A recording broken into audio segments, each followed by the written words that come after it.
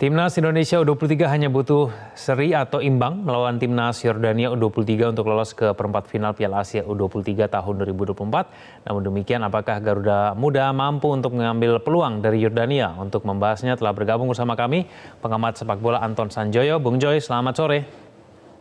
Selamat sore, Gan.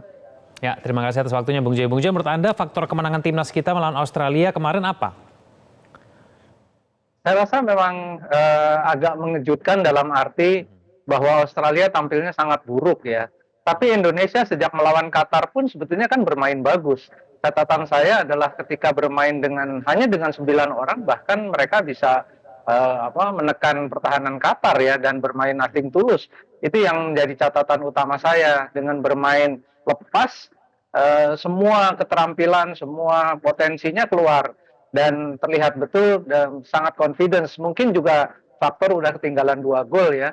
Tapi menurut saya itu bekal mentalitas yang dibawa ketika menghadapi Australia. Lawan 9 aja masih bisa nekan gitu loh ya. 9 orang masih bisa nekan, apalagi dengan 11 pemain.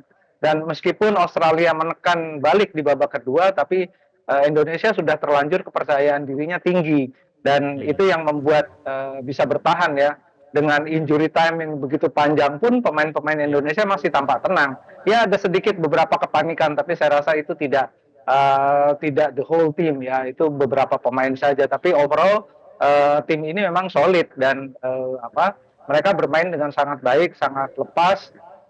Ya Qatar banyak orang mengatakan dikerjai dan macam-macam, tapi pelajaran yang paling penting adalah bahwa pertandingan high profile seperti di AFC Championship ini memang harus ekstra hati-hati, tidak bisa lagi bermain seenaknya karena pertama ada VAR, dan yang kedua memang wasit-wasitnya juga menurut saya sudah wasit-wasit kelas Asia, jadi memang mereka dibekali pengetahuan yang cukup untuk menjalani pertandingan, dan tidak ada excuse sebetulnya soal wasit lah. Indonesia memang harusnya bisa tampil lebih baik ketika melawan Qatar, tapi melawan Australia kan dibuktikan Indonesia bisa tampil bagus.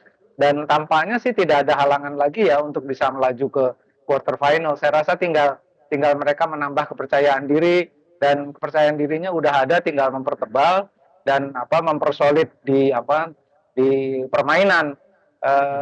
Saya kira Ivar sudah bisa bermain, Sananta yang belum. Jadi kepercayaan dirinya akan makin tinggi. Iya. Salah satu yang menjadi sorotan kemarin adalah mengenai wasit setelah kita dikerjain oleh wasit ketika melawan Qatar. Menurut Anda performa wasit kemarin seperti apa, Bung Joy? Kalau wasit ya ketika melawan Qatar juga memang ada subjektivitas yang saya rasakan juga ya. Tapi semua keputusan-keputusan yang dianggap merugikan Indonesia itu by rule benar gitu loh. Cuma memang yang soal Marcelino di kotak penalti itu harusnya penalti lah. Tapi keseluruhan penalti untuk Qatar, kemudian kartu merah untuk Ivar, kartu merah untuk Sananta, saya kira itu sesuai dengan peraturan dan wasit menjalankan tugasnya dengan baik. Memang masih ada anggapan wasit berat sebelah, tapi ya biasalah kalau tim yang kalah selalu menganggap wasitnya berat sebelah gitu loh. Kemarin kan nggak ada komplain sama sekali, meskipun juga ada beberapa keputusan yang menurut saya agak kontroversial, tapi kan nggak ada komplain gitu loh. Jadi menurut saya kita jangan masuk ke ranah ke ranah perwasitan, karena memang sebetulnya kalau kita lihat secara utuh, semua wasit itu pasti ada faktor manusiawinya, ada faktor kesalahan manusiawi. Jadi itu harusnya diterima dengan lapang dada lah. Kira-kira begitu. Ya. Nah, Bung Joy, kita cukup hasil imbang ya melawan Yordania ya, hitung-hitungannya ya. Pandangan Anda peluang kita melawan Yordania seperti apa? Harusnya sih kalau dilihat dari peringkat senior, Yordania ini paling bawah di antara Qatar dan Australia gitu loh. Jadi kalau kita mengacu, walaupun tidak bisa diacu ya, tapi kalau saya lihat Australia kan sebetulnya tim seniornya udah kelas dunia ya, peringkatnya 20-an kalau nggak salah. Tapi U23-nya jauh sekali penampilannya gitu loh. Nah, saya berharap Yordania juga seperti itu ya. Karena Qatar sebetulnya nggak jauh juga penampilannya. Yang namanya tim junior, tim U23 kan kita nggak bisa berpegangan kepada peringkat FIFA. Jadi rasanya sih Indonesia harusnya menang lawan Yordania ya. Kalau peringkat FIFA seniornya kita lirik aja, oh ternyata Australia juga bisa dikalahkan. Jadi Jordan pun harusnya bisa gitu.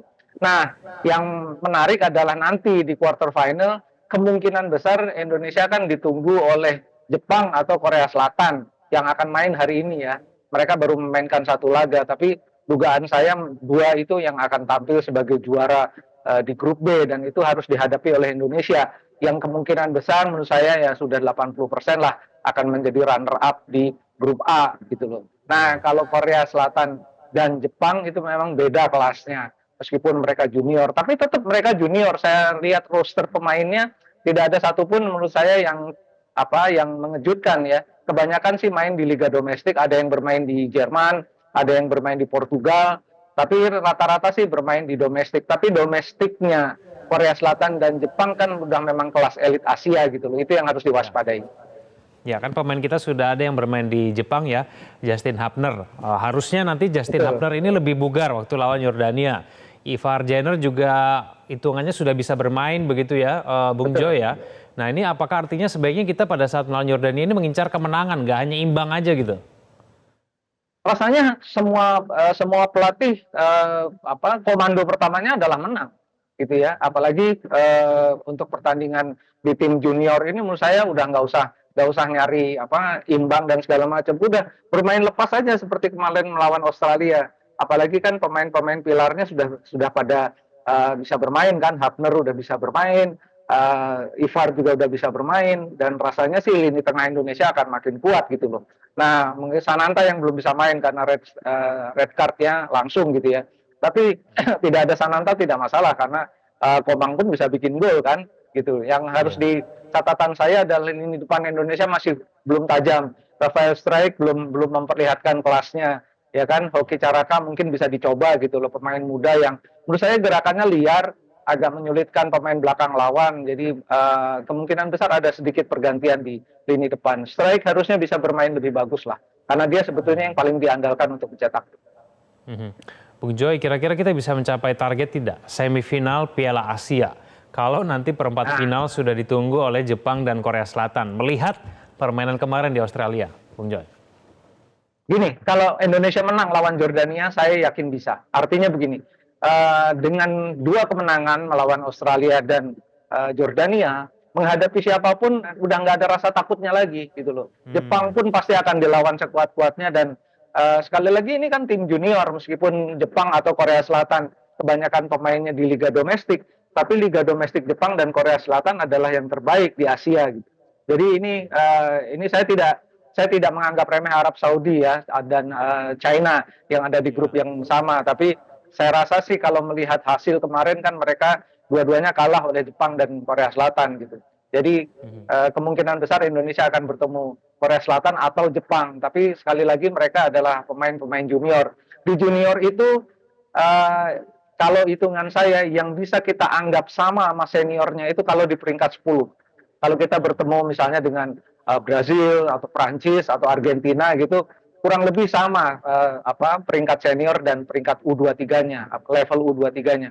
Tapi kalau melihat Australia kemarin saya rasa ini Jepang kayaknya bisa juga nih ngedrop gitu ya penampilannya seperti Australia atau Korea Selatan gitu. Australia kan peringkat seniornya kan 23 gitu loh. Kemarin seperti jauh sekali antara senior dan 23-nya, padahal 23 itu adalah level di bawah senior yang harusnya menjadi gambaran umum dari level tim senior, tapi tidak terlihat pada Australia.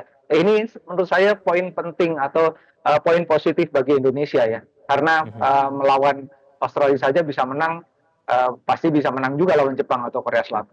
Kira-kira Oke, gitu. baik, nanti kita tunggu nanti pertandingan melawan Yordania. Terima kasih Bung Joy telah bergabung sama kami di Metro hari ini. Selamat sore. Jelajahi cara baru mendapatkan informasi. Download Metro TV Extend sekarang.